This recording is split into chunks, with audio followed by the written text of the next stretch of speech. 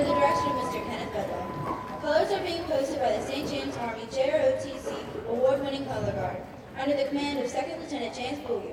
State flag carried by Sergeant Christopher Walker. State colors rifle bearer cadets Command Sergeant Major Tyler Reed.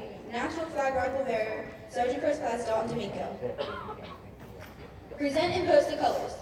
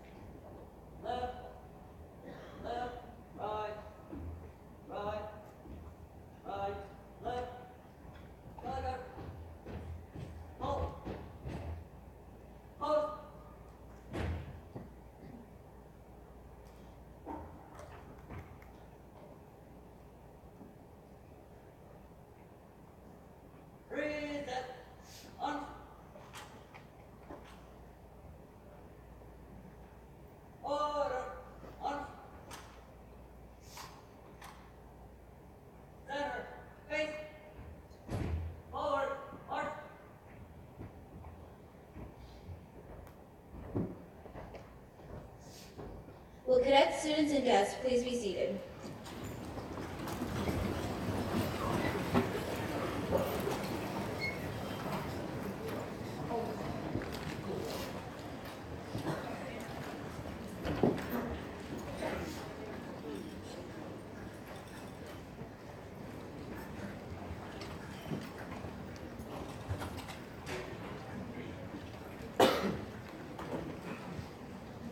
Members of the St. James Wind Ensemble, under the direction of Specialist David Page, U.S. Army National Guard, who is currently an intern at St. James, will now present a salute to the armed forces.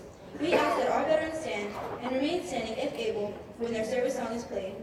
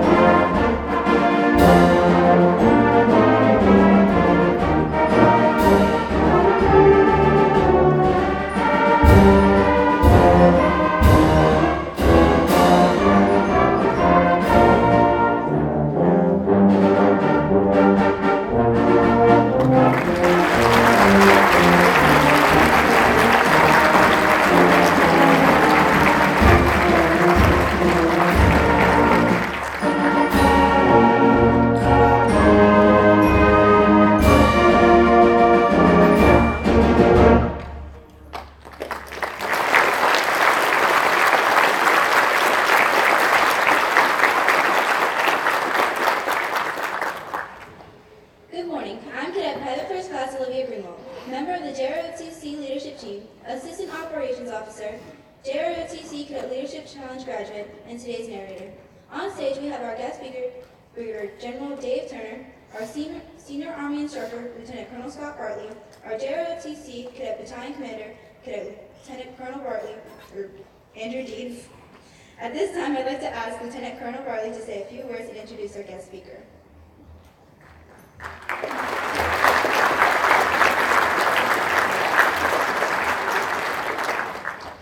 All right, good morning. Wow.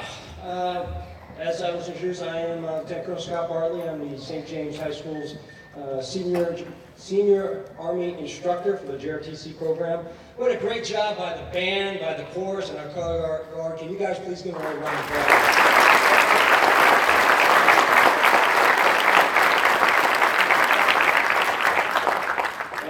Raise the lights a little bit for me there, Mr. Mahaffey, please. I want to do a couple things. First, we're here to celebrate Veterans Day, which is officially tomorrow, Saturday the 11th. But it would be remiss if we didn't also recognize actually today, the 10th of November, as the Marine Corps' birthday, the 242nd birthday of the Marine Corps. So please give a happy birthday round of applause for the Marine Corps.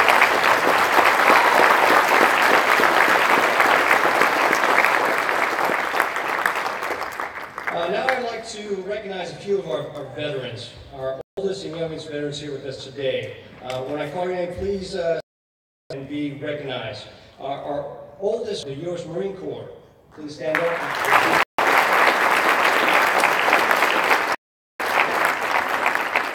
And our youngest veteran, Shrewsbury, who is a part of the Army National Guard.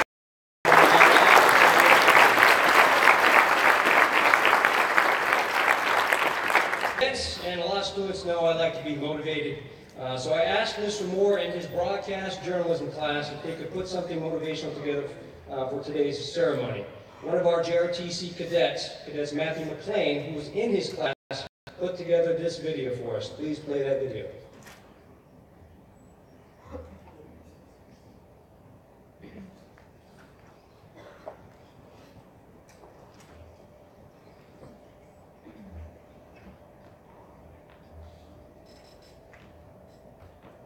We celebrate Veterans Day on the anniversary of the armistice that ended World War I. The armistice that began on the 11th hour of the 11th day of the 11th month. The timing of this holiday is quite deliberate in terms of historical fact. But somehow it always seems quite fitting to me that this day comes deep in autumn, when the colors are muted and the days seem to invite contemplation.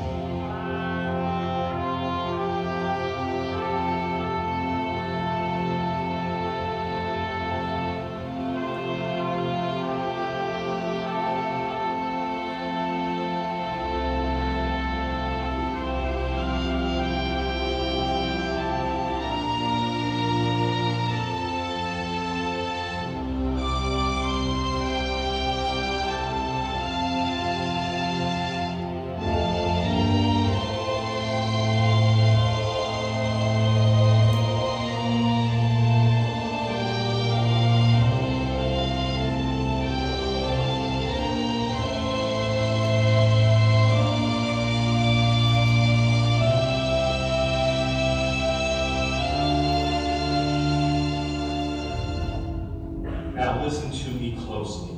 You were in the military. Right?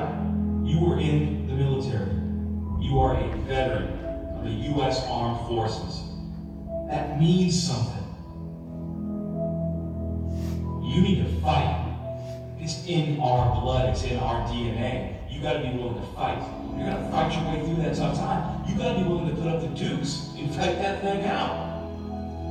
Is it going to be easy? No. If it was easy, everybody would do it. Are there gonna be times when you can't make ends meet? Yes, that's a part of it. Are there gonna be times when you wanna quit? Yes, that's a part of it.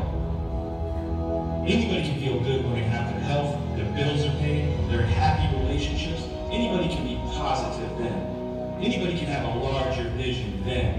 Anybody can have faith under those types of circumstances. So Les Brown says the real challenge of growth, mentally, emotionally, and spiritually, comes when you get knocked down. It takes courage to act. When life has knocked you down, it takes courage to get back up again. And you build that legacy that you want to build. You build that empire that you want to build. I get out there and show people why the U.S. military is the best anvil on the planet to forge the 21st century leader. You want it. You're going to go all out to have it.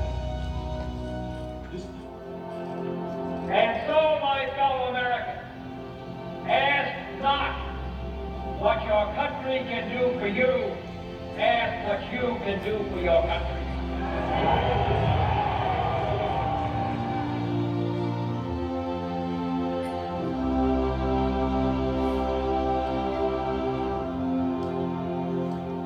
All right, wow.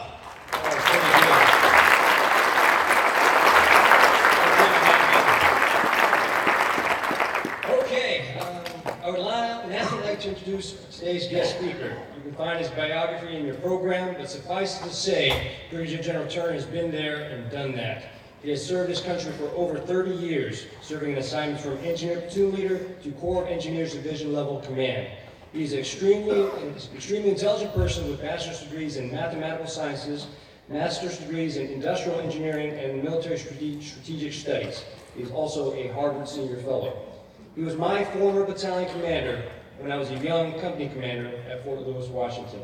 If you look on the screen, you can see a picture of young Lieutenant Colonel Turner with this company commanders at one of our military balls way back in the day. You might even be able to pick out a young Captain Bartley, this second guy on the right, that good-looking guy. Had a little hair back then. I always remember my time with General Turner. He was in the Pentagon during the terrorist attack on 9/11, and then shortly afterwards, he took command of our battalion. He always pushed us company commanders to be better, and he tried to always lead from the front, especially when it came to running. And I say this, sir, with all due respect, that I say he tried because he prided himself on being able to run faster than any one of us, until one day I was finally able to beat him. You should have seen the look on his face. He wasn't too happy when I did that. But all joking aside, we in the battalion was getting deployment orders to Operation Iraqi Freedom, OIF-1, but it was almost time for me to move to my next assignment. After several months, I told then Lieutenant Colonel Turner I had trained my company and they were ready and I wanted to lead them into Iraq. He told me if the deployment orders came before I had to move, he wanted me to deploy with them. And I prayed that those orders would come, and we waited until about a week before I had to report to my new duty assignment and conduct my change of command. Unfortunately, those orders didn't come, and I had to move to my next assignment. But General Turner emailed me about a week after I'd moved and told me that they had gotten their deployment orders. So it was a little bittersweet, but I kept tabs on them throughout their deployment. Since then, General Turner has been a mentor to me. Throughout the years, we kept in touch, and I've asked him for some serious advice over that time. Questions about battalion command and even about retirement. I truly appreciate his support, and we are honored that he is here today. Please give a great big St. James welcome for Brigadier General Turner.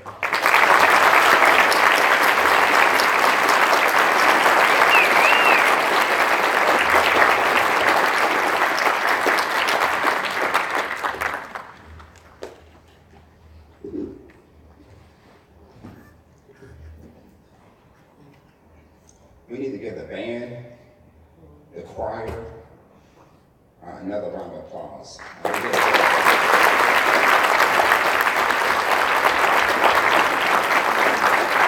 Also, extend to the Color Guard for the great job they're performing for us today. America the Beautiful. If something doesn't stir up in your soul when you hear that song, you probably need to check your blood pressure, because each and every time I hear that song, America the Beautiful, it reminds me just how great our nation is. I am pleased and honored to speak before you today, both representing and honoring the men and women who have served in the nation's wars, from the American Revolution to the recent wars in Afghanistan and Iraq, and including all who wear and have worn the uniform of the United States military. I'd like to ask all service members and veterans who are here to stand, thank you for answering the call of duty. You have made our armed forces the most respected in the world. Please stand.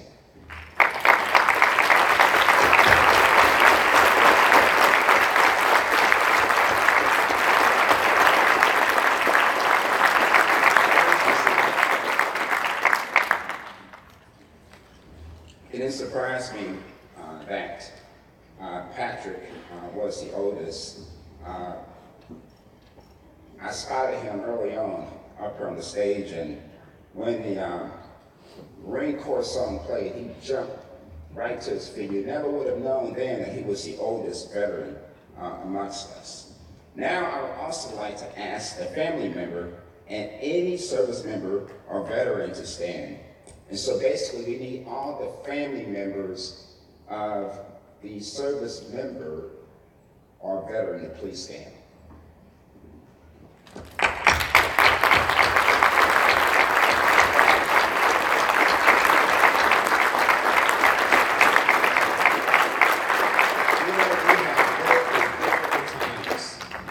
And often take the heavy load to keep things going while the service members are deployed. About a year ago, I was able to sit on a panel for the Boys and Girls Club, and I happened to be on the panel for those young boys and girls that were on military installations. And to hear the stories that those high school students told about how they took their mom or dad or brother or sister or aunt and uncle deployment to Iraq and Afghanistan was quite chilling. I mean, we have been in Afghanistan long enough where people were born and are about ready to enter service for our nation, like many that are sitting amongst us today, like your battalion commander, Cadet Dates. Cadet Dates said, hey, you got a lot of ribbons. And I said, well, you can buy them on eBay. Doesn't mean you can wear them, but you can buy them on eBay. But I wish him all the best. He told me he was going to go enlisted and go green to gold. So he's going to need all your support to make sure that he is very successful. So let's give him a round of applause.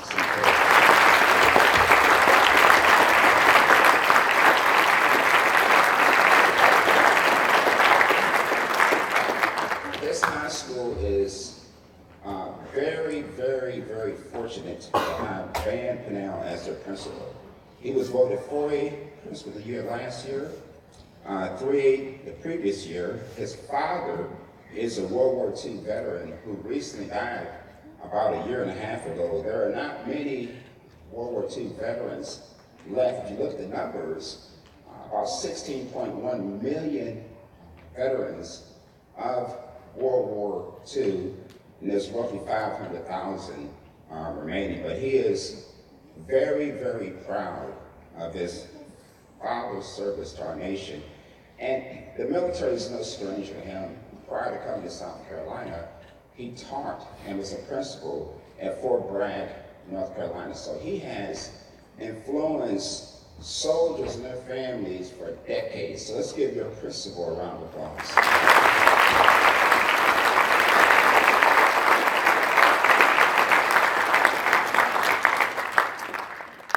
About a year ago, I got an email from Scott Bartley, and Scott said him and I have stayed in contact over years ago. He said, "Hey, sir, you come to speak at our Veterans Day program next year?" And I said, absolutely. Well, I didn't know I'd be retiring. In fact, just recently retired with 33 plus years of service. And in fact, the General Officers Management sent me my retirement announcement a couple of days ago. So my effective retirement date is 2017. So as Major Cox and I was talking, he said, "Hey, sir, you're still kind of green at this retirement stuff." And he's absolutely correct. It has indeed been an absolute privilege and an honor for me to have the opportunity to serve my great country. And there's just no way I can say no to Scott Bartley. When he showed that picture up there, it almost brought tears to my eyes of some of the great memories that we shared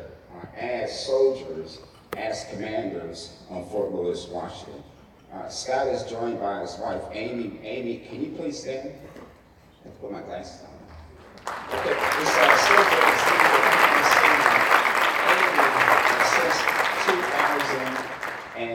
2003, and they've got 3 daughters, all doing well. So Scott, thank you so much for giving me this opportunity to speak to you today. And then also I would like to say thank you to each and every one of you all for attending today's Veterans Day.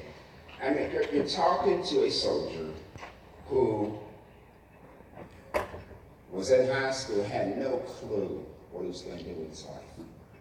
I was at scout camp, I'm an Eagle Scout, and I asked my roommate at the University of Tennessee, "Hey, what are you going to do?" He goes, "I'm going to go to the University of Missouri." So I immediately applied to go to the University of Central Missouri back in 1978. And took a trailway bus up there, registered, went back home, and then rode back to school with one of my good friends, Kirk Parkington, and his mother. And I attended school for about a year and decided that I didn't want to go to school anymore. I said to my mom, I said, "Mom, I don't want to go back to school." She goes, "That's okay, you're going to work." And so that's what I did. And it took me about a semester to realize that that was not the design for my life. And so I immediately went back to college the next semester and immersed myself into ROTC. And it gave me a different perspective on life. In 2014, I was inducted as 2 of the Essential Alumni for the University of Missouri. And they select 2 out of 90,000 graduates. So what I'm saying to each and every one of you all, for those high school students that are on the audience that don't quite know what you're going to do with your life, I would say continue to keep a positive hope. One of the things that I'm reminded of is our youth is the best thing about our future. And as I was shaking the hands of the cadets coming in and looking into their eyes, I said our country is in great shape.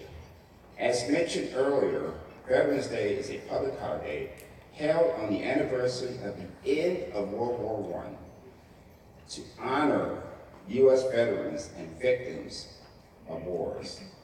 It replaced Armistice Day in 1954. At any given time, about 1% of Americans are serving in the armed services. They are a small but very essential part of our national population, and they are both ordinary and extraordinary at the same time. Some of them, such as myself, have chosen to make a career in military service, but many others who have served, and some died, were ordinary citizens who answered the call of duty, often in very faraway places such as Europe, Korea, Vietnam, Japan, and the Philippines, and I already mentioned earlier, Afghanistan and Iraq. This is especially true of our reserve forces, who embody the true meaning of the term citizen soldiers. Our soldiers, sailors, airmen, and Marines are very diverse, coming from all walks of life, socioeconomic backgrounds, races, and religions. Their diversity strengthens our armed forces, but it's their personal qualities and courage, selfless and dedication to our higher cause which distinguish them and which enable them to perform excellent services they perform. 90 plus years ago, the battlefields of Europe fell silent as World War I came to an end. With the Allies victorious, but we don't gather here to celebrate victory so much as to celebrate the brave men and women who made that victory possible and who defended our way of life.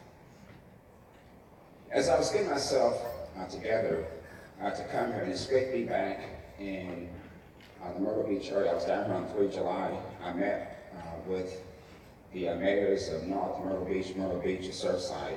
And this morning I had breakfast with Congressman Rice, and I was just telling him how excited I was to be here. And I really been looking forward to this day. And I was kind of thinking to myself, hey, what does all this mean? And then all of a sudden, there it was on television. And it touched me. And because it reminded me of the true meaning of sacrifice. And I had never heard the song before, but it's very timely. It was from Billy Ray Cyrus. And if you have not heard the song, Son Gave All, I just charge each of you to go to your YouTube and play that, because it really puts Veteran Day into context. He said, some gave some, like me and all the other veterans that are amongst us today, but some gave all. And it's like our soldier, Scott Bartley, and myself, Specialist Haight, 23rd, 2003, active. So instead of ever seen, he terminated his, and I go back and recharge a battery for about 2 weeks. It's called rest and realization. He said, I'm going to sit in my buddy's seat until he gets fit for duty, and then, and only after then, I'll go home and see my firstborn son. Well, my Specialist Haight never made it home. So I can remember, just like yesterday, sitting on talking to his spouse, and there are no words that a battalion commander can say to his spouse. Webster Dictionary hasn't quite figured that out. When you have to tell a spouse that their loved one is not coming home. And so that song by Billy Ray Cyrus really resonated with me today, where he said, some gave some, like many of us veterans here today, but some gave it all, like Specialist Haight. Some gave it all, like my co-workers during 9/11. I just wasn't in the office, I was about 100 feet away. Diane Hale McKenzie and Wallace Cole Hogan just sitting at the Pentagon. And Diane Hale McKenzie was a veteran on active duty. So again, I just challenge you today, if you haven't heard that song by Billy, because it really puts this whole concept of Veteran Day into perspective and what it means to have the honor and the privilege to wear the fabric of our nation. As serious and deadly as our past wars have been, they appear to us now to have been relatively straightforward affairs, in which the enemy was known and the battle lines were clearly drawn. We live in a very different world today, where it isn't always clear who the enemy is, and the battle lines are convoluted. In such a murky environment, it is often difficult to know how to properly deploy our military to best serve our national interest.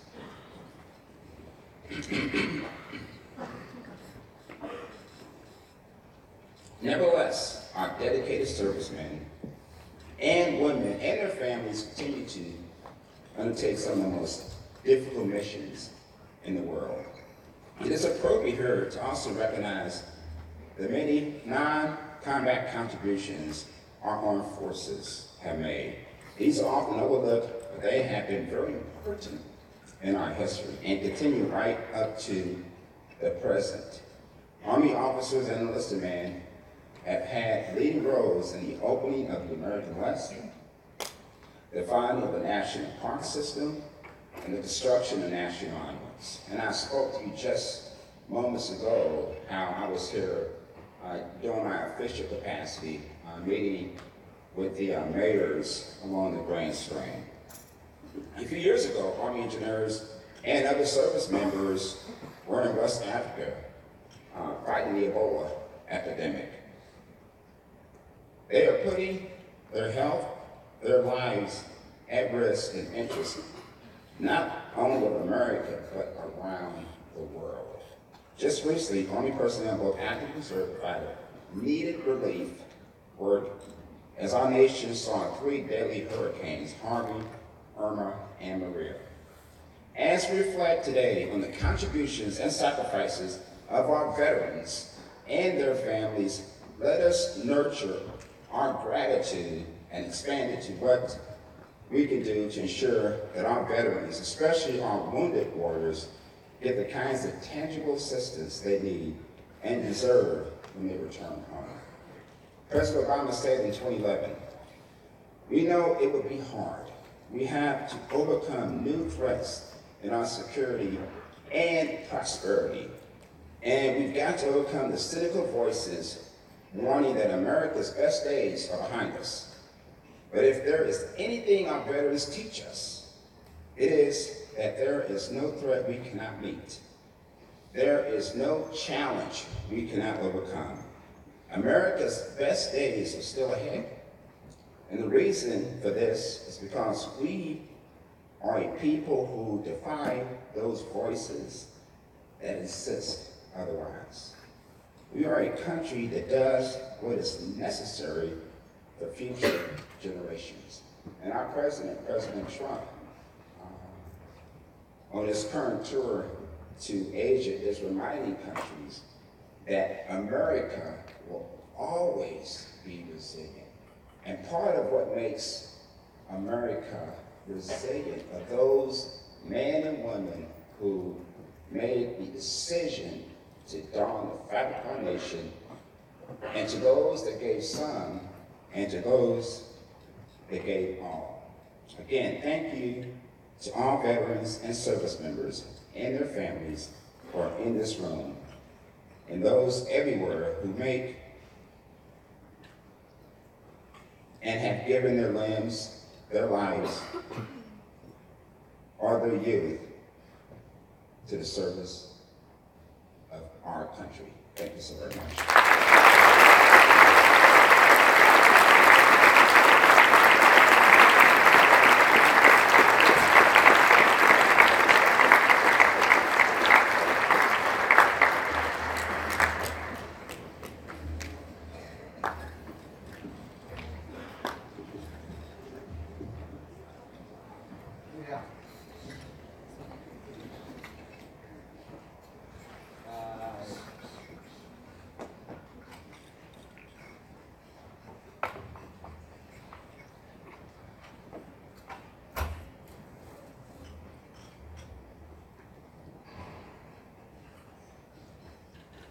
Ricky Cox, who's a fellow veteran here at St. James High School, and Sergeant Curry will now lay a wreath in memory of all veterans living and deceased who have served our country.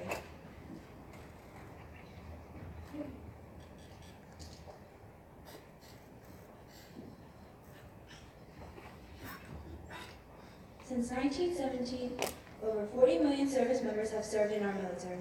654,000 Americans died in battle, and 1.5 million were wounded from World War I through the current war on terrorism.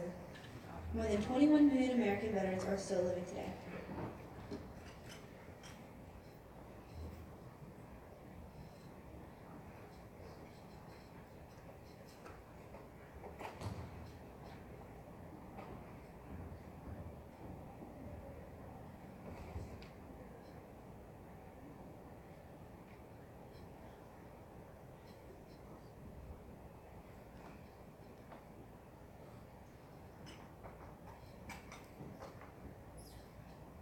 We will now present each war, beginning with World War I, and they arose in memory of the veterans who served. We ask that our veterans stand during the narration of the war or wars in which they served. Representing World War I is Cadet Jolianne Dominguez. She is accompanied by Senior Class President Otez Myers. What began as a local European war between Austria and Serbia was transformed into a general European struggle by a declaration of war against Russia on August 1st, 1914. Eventually becoming global, it included 32 nations, to include Great Britain, France, and the United States. From 1917 to 1918, 4.7 million Americans served in World War I. 204,000 were wounded, and 116,516 lost their lives. America's last World War I veteran, Frank Buckles of Charleston, West Virginia, passed away in February 2011 at the age of 110. Representing World War II is Cadet Jacob Bartlett. He is accompanied by Junior Class Vice President Lawton Brigham. World War II, in terms of live loss and material destruction, was the most devastating war in U.S. history. It began in 1939 as a European conflict between Germany and the Anglo-French coalition, but eventually widened to include most of the nations of the world. It ended in 1945, leaving a new world order dominated by the United States and the Soviet Union. From 1940 to 1945, 16.1 million Americans served in World War II. There were 671,846 wounded and 405,399 lost their lives. The median age of American World War II veteran is 92. Only 696,000 World War II veterans are still living today. Representing the Korean War is Cadet Robert William. He is accompanied by the Junior Class Senator Hallie Dwyer. A military struggle fought on the Korean Peninsula from June 1950 to July 1953. This war began between the South and North Korea after the North invasion of the South. The conflict swiftly developed into a limited international war involving the United States and 19 other nations. 5.7 million Americans served during the Korean War. 103,284 were wounded, and 54,246 lost their lives. 1.5 million Korean War veterans are still living today.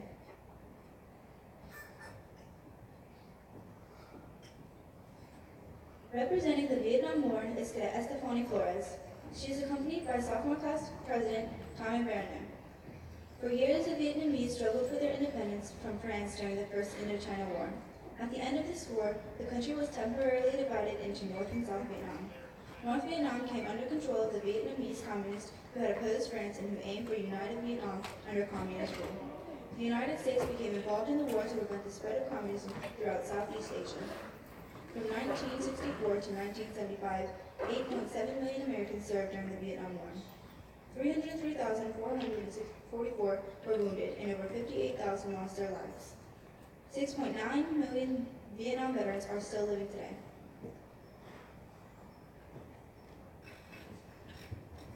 Representing the Persian Gulf War, known as Desert Shield, Desert Storm, is Cadet Cody Canning. He is accompanied by sophomore Vice President Ellis Hall. This war got its beginning in 1990 when Iraqi forces invaded and occupied Kuwait. The war culminated in fighting in January and February 1991 between Iraq and international coalition of forces led by the United States. This is the first war where women were recognized as being in actual combat. From 1990 to 1991, 2.3 million Americans served during Desert Storm. 467 were wounded and 1,972 lost their lives. 2.2 million Desert Storm veterans are still living today.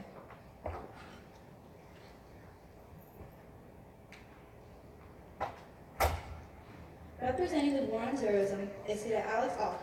He is accompanied by freshman class president Emily Lamana. On September 11, 2001, our world as we know it changed forever.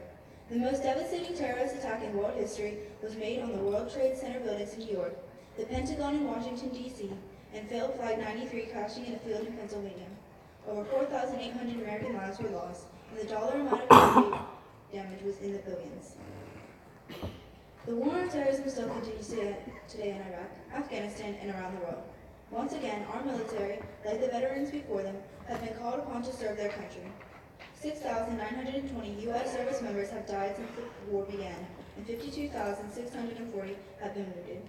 Even with the drawdown in Iraq and Afghanistan, this number still continues to rise. It is by their dedication, commitment, and sacrifice that we continue to enjoy the freedom we are so accustomed to in this great nation. Our nation stands united with them. We honor you today as well.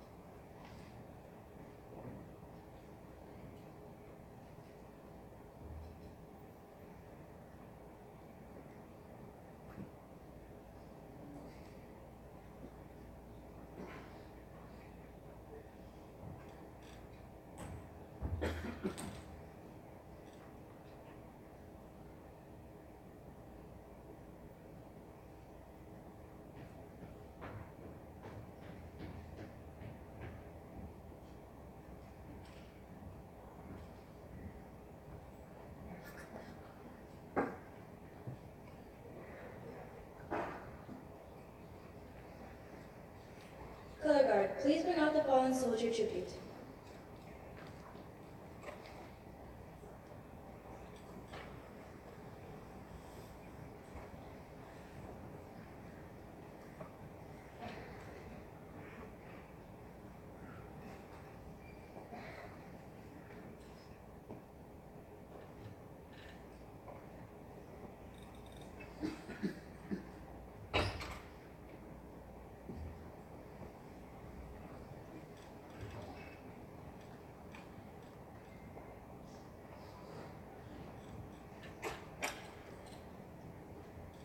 Our final tribute is for the fallen comrades of our veterans. Sergeant Cynthia Dominguez, U.S. Army, National Guard, and Sergeant Brandon Oldham, U.S. Army, will now pay tribute to all fallen soldiers. The empty combat boots and rifles symbolize the ultimate sacrifice of those who cannot be with us today.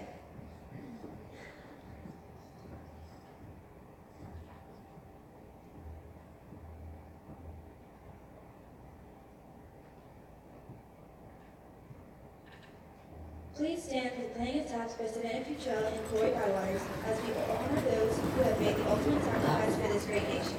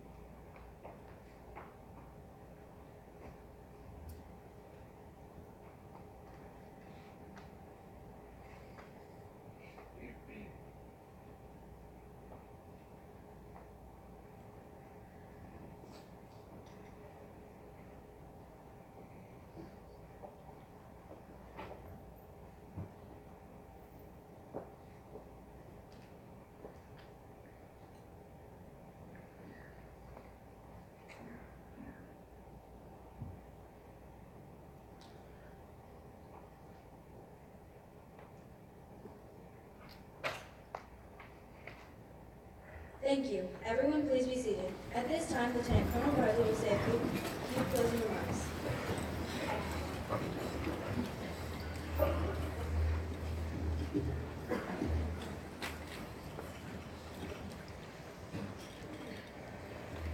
General Turner, if you please join me.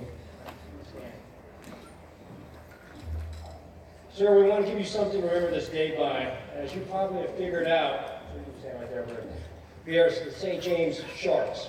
So the cadets thought long and hard what to give you, and they finally said, let's give them an actual shark. So on behalf of Mr. Purnell and our principal and our St. James ART Shark Battalion, the cadets would like to present you with a small token of our appreciation for being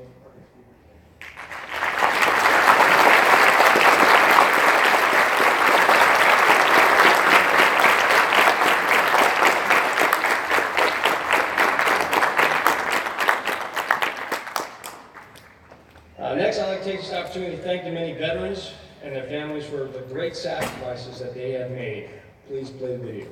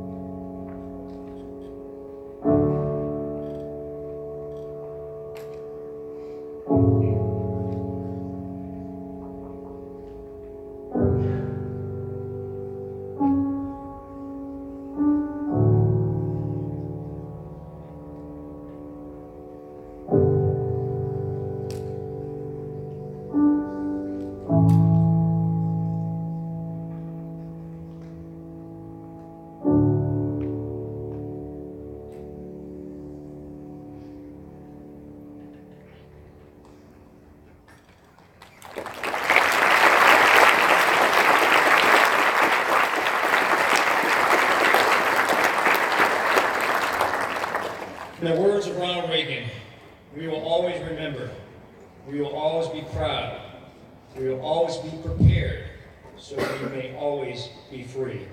To our veterans, because of you, we are all grateful for our freedom. Would all veterans and their families please rise and face our students, the St. James Shark family, and be recognized for your service to our great nation.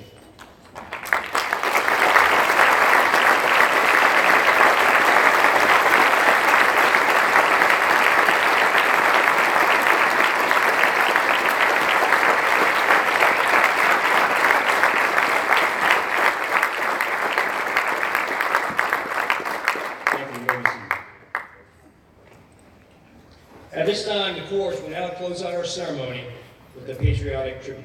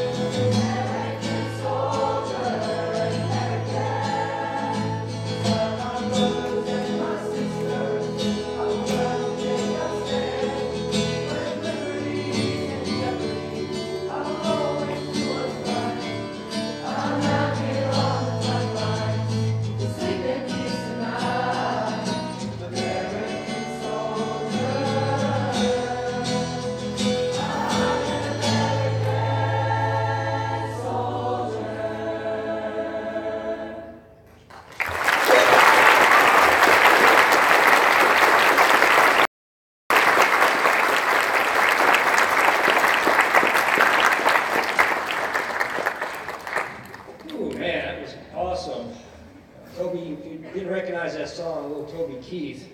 He has a special place in my heart, as I saw him in Guam when I was stationed. We were stationed there as well as he came out to Afghanistan to sing to all the troops out there. So on behalf of Mr. Pennell, our principal, many thanks to our student body representatives, chorus, unit ensemble, service representatives, color guard, fellow teachers, staff, veterans for their outstanding efforts in presenting today's ceremonies. Veterans and families are welcome to stay and meet with our cadets and meet following the ceremony. Thank you. God bless you. God bless our great nation, and we salute you. Students, you are now released to your second block class.